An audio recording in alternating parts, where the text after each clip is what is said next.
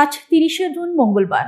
আজকের দিনটি হতে পারত বাংলাদেশের সমকালীন ইতিহাসের অন্যতম প্রভাবশালী তরুণ রাজনৈতিক ও সাংস্কৃতিক সংগঠক শরীফ ওসমান বিন হাদির ৩৩তম জন্মদিন। ১৯৯৩ সালের এই দিনের ঝালকাঠির নলছিটিতে জন্ম নেওয়া এই অদম্য সাহসী তরুণ আজ দেশের তরুণ প্রজন্মের কাছে এক অবিনশ্বর অনুপ্রেরণার নাম।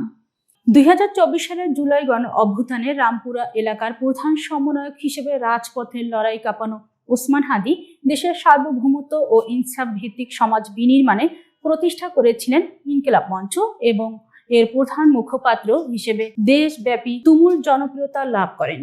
রাজনৈতিক ও আদর্শিক জনপ্রিয়তার তুঙ্গে থাকা অবস্থায় গত বছরের ১২ই ডিসেম্বর রাজধানীর পল্টনে মোটরসাইকেল আরোহী সন্ত্রাসীদের অত্যন্ত কাছ থেকে ছোড়া গুলিতে গুরুতর আহত হন তিনি। পরবর্তীতে সিঙ্গাপুর জেনারেল হাসপাতালে চিকিৎসাধীন অবস্থায় মাত্র ৩২ বছর বয়সে শাহাদাত বরণ করেন ঢাকা বিশ্ববিদ্যালয়ের রাষ্ট্রবিজ্ঞান বিভাগের এই প্রাক্তন শিক্ষার্থী ও বিশ্ববিদ্যালয়ের শিক্ষক। ওসমানের এই অকাল প্রস্থান সমগ্র দেশে এক অভাবনীয় শোক ও তীব্র ক্ষোভের জন্ম দেয়। পরবর্তীতে তাকে জাতীয় কবি কাজী নজরুল ইসলামের মাজারের পাশে রাষ্ট্রীয় মর্যাদায় দাফন করা হয়। তবে ওসমানের জন্মদিনের এই আবহ কাটেনি তার নির্মম হত্যাকাণ্ডের বিচারিক স্থবিরতা। মূল হামলাকারী হিসেবে আওয়ামী লীগ কর্মী ফয়সাল করিম মাসুদ ও আলমগীর শেখকে চলতি বছরের মার্চ মাসে ভারতের পশ্চিমবঙ্গ থেকে গ্রেফতার করা হলেও মামলার তদন্ত দেখা হচ্ছে চরম ধীরগতি। ওসমানের জন্মদিনের ঠিক দুদিন আগে গত ২৮শে জুন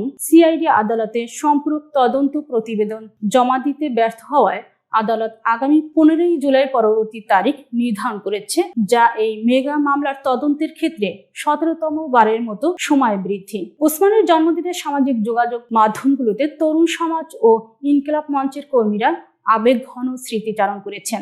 অন্তর্বর্তীকালীন সরকার ইতিমধ্যে তার পরিবারের জন্য ২ কোটি টাকা অনুদান মঞ্জুর করেছে। তবে ওসমানের অনুসারীদের দাবি, তার দৈহিক মৃত্যু হলেও তার রেখে যাওয়া সার্বভৌমত্ব ও ইনসাফের চেতনা বাংলাদেশের যুব সমাজের মন থেকে মুছে ফেলা যাবে না। ওসমানের জন্মদিনে প্রকৃত শ্রদ্ধা তখনই জানানো হবে যখন এই হত্যাকাণ্ডের মূল পরিকল্পনাকারীদের বিচারের মুখোমুখি করে দেশে প্রকৃত আইনের শাসন প্রতিষ্ঠা করা সম্ভব হবে।